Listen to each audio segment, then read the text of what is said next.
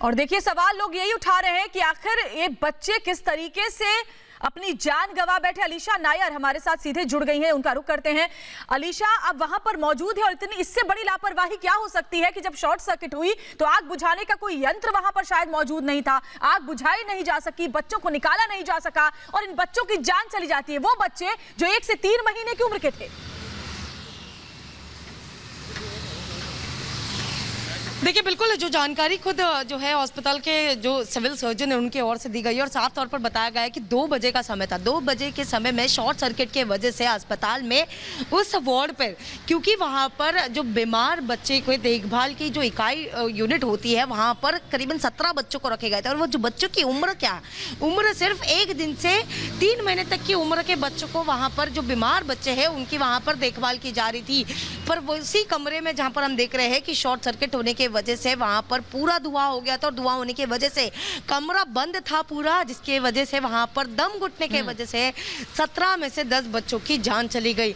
आखिरकार इस पर जो है महाराष्ट्र के मुख्यमंत्री उद्धव ठाकरे ने इस पूरे मामले की जांच के लिए कहा है। खुद उनकी जो बातचीत है वो महाराष्ट्र के स्वास्थ्य मंत्री राजेश टोपे से हुई है और उन्होंने उनसे भी कहा है कि इस पूरे मामले की जो है जांच होनी चाहिए। इतना ही नहीं, पर मुख्यमंत्री ने खुद भंडारा के एसपी और डिस्ट्रिक्ट कलेक्टर से भी बात की और उनको कहा है कि इस पूरे मामले की जांच करके रिपोर्ट जो है वो मुख्यमंत्री ऑफिस में दी जाए।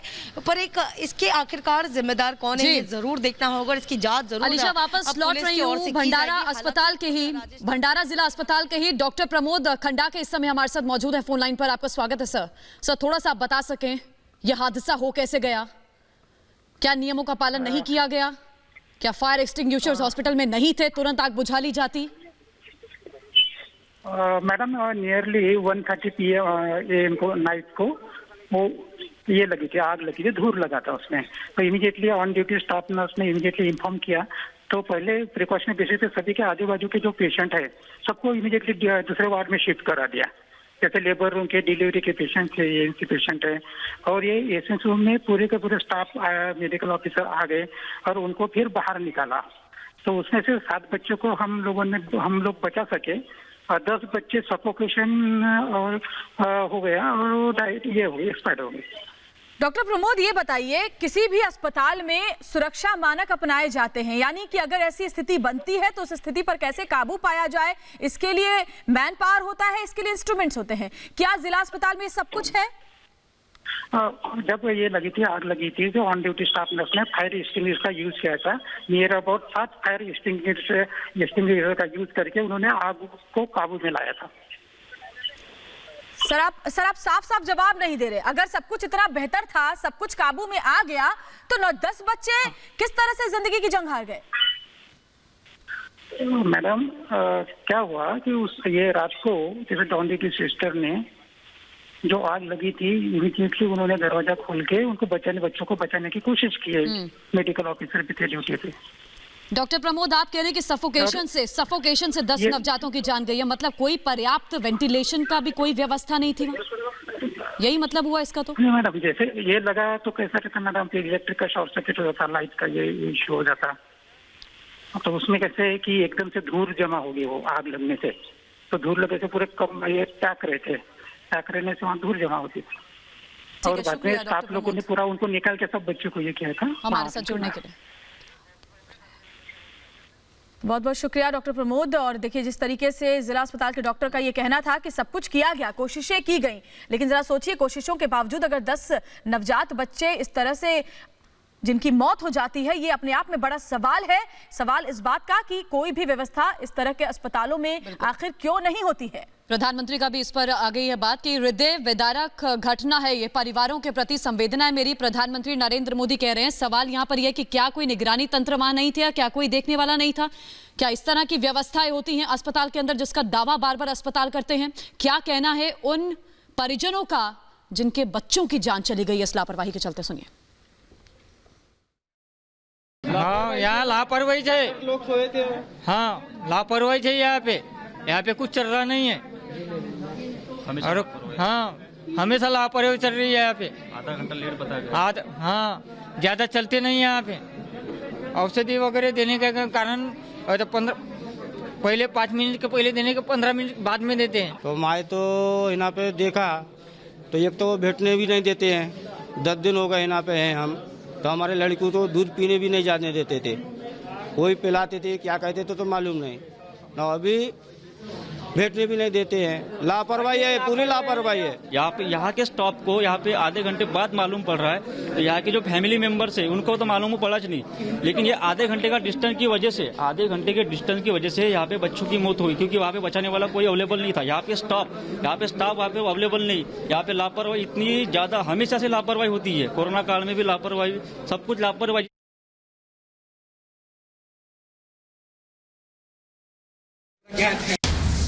प्रधानमंत्री नरेंद्र मोदी ने भी दुख जाहिर किया है। पीड़ित परिवारों के साथ मेरी संवेदना, प्रधानमंत्री ने कहा जल्द स्वस्थ हो घायल बच्चे। प्रधानमंत्री मोदी ने भी ट्वीट किया, इससे पहले गृह मंत्री ने भी ट्वीट किया था, और अब भंडारा हादसे पर प्रधानमंत्री ने भी ट्वीट किया है कि पीड़ित परिवारों के साथ, जिन परिवारों ने अपने बच्चों को खोया है, उनके साथ मेरी संवेदना है। इससे पहले गृह मंत्री अमित शाह ने भी संवेदना प्रकट की है, और अब प्रधानमंत्री नरेंद्र मोदी कहने कि जल्द स्वस्थ हो घायल बच्चे, मैं ये कामना करता हूं, पीड़ित परिवारों के प्रति मेरी संवेदना है। प्रधानमंत्री ने ट्वीट किया है भंडारा हादसे पर। देखिए, परिजन भी कह रहे हैं कि बहुत लापरवाही है इस अस्पताल में। कोरोना काल के दरमियान भी देखा कि किस तरह अस्पताल ने बिल्कुल सहयोग नहीं करा पीड़ितों का, जो लोग कोरोना के लिए इलाज करवाने आते थे या पहले अपने टेस्ट के लिए यहाँ पहुंचते थे। खैर, परिजनों का रो रो कर बुरा हाल है। अब देखना यह होगा कि जिसकी भी लापरवाही रही, क्या उसके खिलाफ सख्त एक्शन लिया जाता है या फिर मुआवजा देकर मुंह बंद कर दिया जाता है और इस मामले को रफा दफा कर दिया जाता है। क्योंकि सवाल कई बड़े हैं कि आखिर इतना बड़ा हादसा कैसे हो गया। हादसा नहीं, इसे तो हत्या कहा जाना चाहिए। और कितने मुजरिम इन 10 बच्चों की मौतों के सवाल यहां पर यह भी बड़ा है। प्रधानमंत्री ने कहा है कि हृदय विदारक घटना है, परिवारों के प्रति मेरी संवेदना है। लेकिन देखिए, अभी से थोड़ी देर पहले जब हमने जिला अस्पताल के डॉक्टर से बात की तो वो यही कह रहे थे कि कोशिश पूरी की गई इन बच्चों को बचाने की। लेकिन सवाल यही है कि कोशिश आपने इतनी की कि आप आधे घंटे तक, जिस तरह से वहां पर चश्मदीद बता रहे हैं, वो लोग बता रहे हैं जिनके बच्चे यहां पर एडमिट थे, कि कोई भी आधे घंटे तक पहुंचा नहीं था। क्योंकि अगर 17 बच्चे हैं तो ये संख्या इतनी भी नहीं है कि उनको बाहर निकालने में इतना वक्त लग जाए कि 10 बच्चों की जान चली जाए। एक बार फिर से हमारे साथ जिला अस्पताल के डॉक्टर प्रमोद जुड़ गए हैं। डॉक्टर प्रमोद, वहां पर मरीज जो जिन बच्चों की मौत हुई है, माफ कीजिएगा, उनके परिजन बता रहे हैं कि लापरवाही अस्पताल में बहुत है। अस्पताल ने कड़े कदम उठाए नहीं, तुरंत कोई कार्रवाई की नहीं कि बच्चों की जान बच जाती। नहीं मैडम, ये गलत है, सरासर गलत है। हमने जैसे इमीडिएटली इंसिडेंट पता चला, हमने फायर डिपार्टमेंट को इन्फॉर्म किया, और हमारे स्टाफ को खुद होके वो पूरा खिड़की तोड़ के बच्चों को बचाने की कोशिश किया। और उसके साथ भी आजू बाजू के वार्ड में जो बच्चे पेशेंट थे उनको भी हमने दूसरे इंसिडेंट बढ़ना नहीं चाहिए करके हमने प्रिवेंटिव बेसिस पे सबको शिफ्ट किया। डॉक्टर प्रमोद, ये बताइए कि 17 बच्चे आईसीयू में मौजूद हैं, 17 बच्चे वहां एडमिट है, क्या वहां पर इतना स्टाफ था? और अगर था तो क्या 17 इतनी बड़ी तादाद है कि आप बच्चों को निकाल नहीं सके आनन फानन में, अगर ऐसा कोई भी ऐसी स्थिति बनती है? ये टेक्निकल इशू है मैडम, उसमें मैं ज्यादा ये नहीं कर सकता, जितना हमारी कोशिश थी हमने किया। ठीक है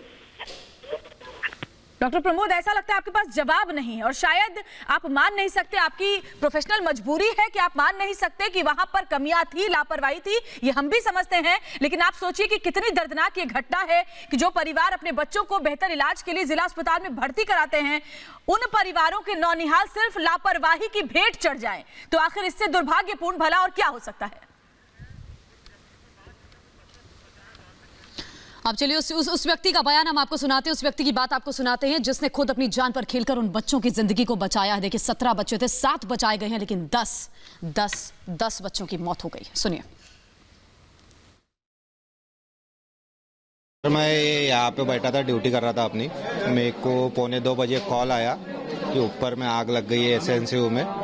तो जैसे मेरे को कॉल आया, मैं वैसे भाग के ऊपर चले गया। तो वहाँ पे जाके देखा है तो पूरा काला काला धुआं जो है वो पूरा जमा हो गया था, अंदर में कुछ नहीं दिख रहा था हमको। तो मेरे साथ में और जो गार्ड थे, मैं उनको कॉल किया, उनको बुलाया तुरंत, वो भी आए। हम अंदर गए, हमसे कुछ नहीं हुआ, यानी ज़्यादा कुछ कर नहीं सके हम उस साइड में। हम वहाँ से नीचे उतरे, पूरा खाली करवा दिए, फर्स्ट फ्लोर पे 6 और 7 नंबर पूरा खाली करवा दिए। वहाँ से नीचे आए, फिर यहाँ से हम पीछे साइड से तो फायर ब्रिगेड की जो गाड़ी आती है वहाँ की सीढ़ी लिए, सीढ़ी से फिर वो हम बालकनी में चढ़े, वहाँ पे वो दरवाज़ा तोड़ दिया हमने खिड़की वड़की सब फोड़ दिए। तो फोड़ने के बाद में हम अंदर चले गए। अंदर जाने के बाद में जो बच्चे थे उनको पहले रूम में जो थे उनको बाहर निकाले।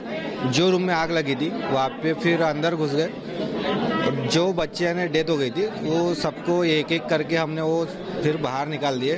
वहाँ में से फिर वो आधे बच्चे तो जल गए थे सर, और जो बच्चे जले नहीं थे वो भी फिर वो मर गए थे।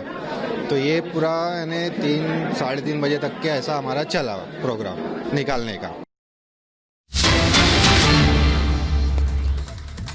देखिए, हादसे पर राष्ट्रपति ने भी दुख जताया है। भंडारा हादसे पर राष्ट्रपति का ट्वीट आया है। बच्चों की मौत से गहरा दुख है, पीड़ित परिवार के प्रति मेरी संवेदना है।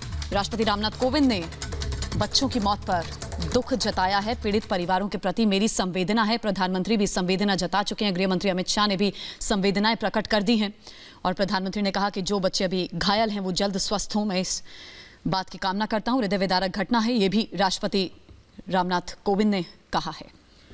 लेकिन इससे पहले जब हमने आपको सुनवाया उस चश्मदीद की बात को जिसने बच्चों को बचाया है, वो साफ तौर पर ये कह रहे थे कि जब मैं अंदर गया, फायर ब्रिगेड की जब गाड़ी आई उसके बाद वो अंदर गए। इसका अंदाजा लगाइए कि जब फोन कॉल गया होगा, फायर ब्रिगेड की गाड़ी आने में कितना वक्त लगा होगा। अगर उस दरमियान उसके पहले कोई उस वार्ड में चला जाता, बच्चों को निकालने की कोशिश की जाती, तो इतने बच्चे काल के गाल में नहीं समाते। और इस शख्स ने यह भी बताया कि कई बच्चे ऐसे थे जो आग में झुलस गए थे, जबकि अस्पताल के डॉक्टर का कहना है कि बच्चों की मौत सफोकेशन से हुई है, लेकिन चश्मदीद का कहना है कि बच्चों की मौत झुलसने से भी हुई है। तो ऐसे में देखिए, लीपा पोती की कोशिश लगातार अस्पताल प्रशासन की तरफ से की जा रही है। प्रधानमंत्री नरेंद्र मोदी ने संवेदना प्रकट करते हुए जो ट्वीट किया है वो हम आपके सामने रखने जा रहे हैं। प्रधानमंत्री नरेंद्र मोदी ने साफ कहा कि महाराष्ट्र के भंडारा में दिल दहला देने वाली त्रासदी में हमने कीमती जीवन खो दिए। मेरी संवेदनाएं सभी शोक संतप्त परिवारों के साथ हैं। मुझे उम्मीद है कि घायल जल्द से जल्द ठीक हो जाएंगे। प्रधानमंत्री का ट्वीट हम आपको दिखा रहे हैं। प्रधानमंत्री ने संवेदनाएं प्रकट किया। रक्षा मंत्री राजनाथ सिंह ने क्या लिखा पढ़िए। महाराष्ट्र के भंडारा जिला अस्पताल में दर्दनाक आग में, रक्षा मंत्री ने जो ट्वीट किया उसकी बात करें। दर्दनाक आग में शिशुओं की मौत से गहरा दुख हुआ है। शोकाकुल परिवारों के प्रति मेरी गहरी संवेदना है।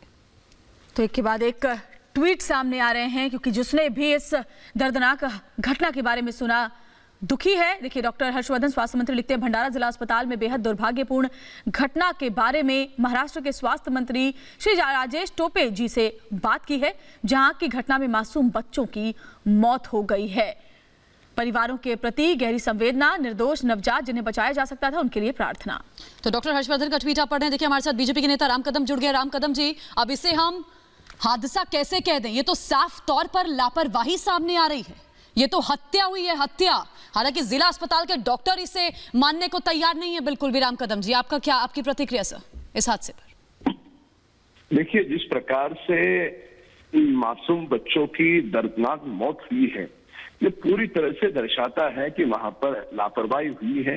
इसके पूर्व भी वहां के डॉक्टर्स को जब किसी चैनल पर पैच किया था, उनकी मैं प्रतिक्रिया सुन रहा था, तो उनके पास लापरवाही का कोई जवाब नहीं था।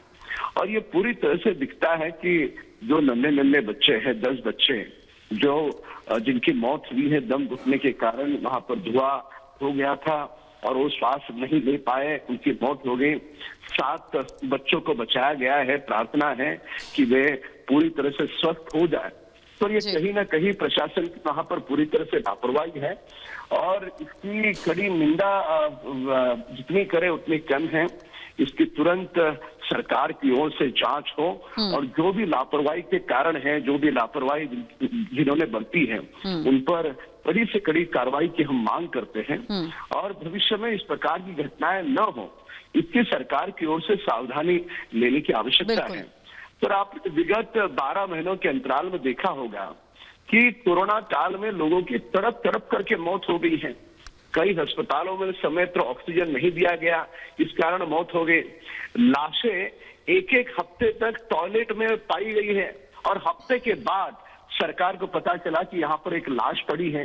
इस प्रकार की भी घटनाएं महाराष्ट्र में हुई है। तो पूरी तरह से महाराष्ट्र सरकार की कोताही के कारण यह घटना हुई है, लापरवाही के कारण हुई है। बिल्कुल, जांच के आदेश तो राम कदम जी दे दिए गए हैं। अब हम उम्मीद करते हैं जल्द से जल्द जो भी दोषी हैं उन पर सख्त कार्रवाई की जानी चाहिए। शुक्रिया राम कदम जी हमारे साथ जुड़ने के लिए। आगे बढ़ेंगे, बात करेंगे बर्ड फ्लू की।